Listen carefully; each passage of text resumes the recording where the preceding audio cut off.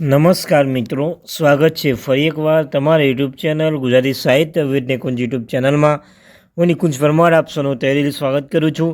આજના વિડીયોમાં આપણે વાત કરવાના છીએ લાખો કર્મચારીઓ માટે પગાર બાબતે એક સારા સમાચાર આવી રહ્યા છે. ગુજરાત હાઈકોર્ટનો કોન્ટ્રાક્ટ કર્મચારીઓ માટે હિતમાં નિર્ણય લીધો છે, તેના વિશે આપણે વિસ્તૃતમાં ચર્ચા કરીશું.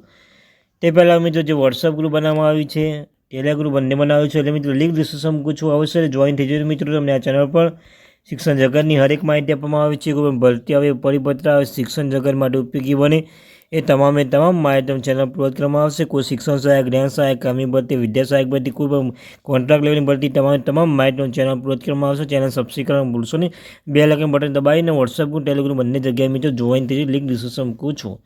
તો વાત કરીશું આજના વિડીયોમાં કે ગુજરાત હાઈકોર્ટ કોન્ટ્રાક્ટ કર્મચારીઓ માટે હિતનો નિર્ણય લીધો છે. ગુજરાત સરકારે ગુજરાત હાઈકોર્ટ ઇન્ડસ્ટ્રીયલ ડિસ્પ્યુટ એક્ટની કલમમાં 25B હેઠળ દૈનિક વેતન કામદારો જેમણે નોકરીમાં ચોક્કસ કાર્યકાળ પૂર્ણ કર્યો હોય તેવા કાયમી થવા માટે હકદાર ઠરે છે તેવું ગુજરાત હાઈકોર્ટ ચુકાદો આપ્યો છે. અને ગુજરાત હાઈકોર્ટ વધુમાં એ પણ સ્પષ્ટ કર્યું કે જો એકવાર કાયમીપણું મંજૂર કરવામાં આવે તો કામદાર પેન્શન અને ઉચ્ચ પગાર ધોરણ જેવા વધારાના લાભ મેળવવાનો પણ અધિકાર ધરાવે છે. ગુજરાત હાઈકોર્ટ વધુમાં એ પણ સ્પષ્ટ કર્યું જો એકવાર કાયમીપણું મંજૂર કરવામાં આવે તો કામદાર પેન્શન અને ઉચ્ચ પગાર ધોરણ જેવા વધારાનો લાભ મેળવવાનો પણ અધિકાર ધરાવે છે. જે લાભો નિયમિત રીતે નિયુક્ત કામદારો માટે ઉપલબ્ધ હોય છે.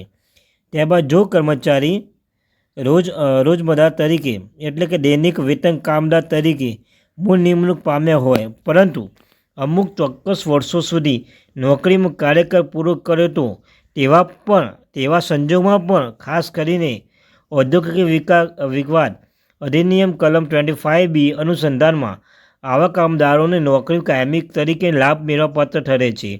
એટલું જ નહીં, ભલે તે ડિપાર્ટમેન્ટ રોજમદાર તરીકે નિમણૂક પામ્યા હોય પરંતુ તેને પણ સીધી પસંદગીથી નિમણૂક પામેલા રેગ્યુલર અને કાયમી કર્મચારીની જેમ જ ગણો. તો મિત્રો જે પણ તમે જોઈ શકો જે કામદારો છે રોજમદાર જે કામ કરતા હોય તેમને પણ અમુક વર્ષો પૂર્ણ થયા હોય અને તેમને પણ કાયમી કરવા માટે ગુજરાત હાઈકોર્ટે આદેશ જારી કર્યો છે. તેવા પણ લોકો, જેવા પણ ઉમેદવારો, જેવા પણ તેમને પણ મિત્રો હાઈકોર્ટે જે કહ્યું છે કે તેમને કાયમી કરવામાં આવે. તો મિત્રો આ રિલેટેડ સપરેટ મળીશું એક નવા વિડીયો.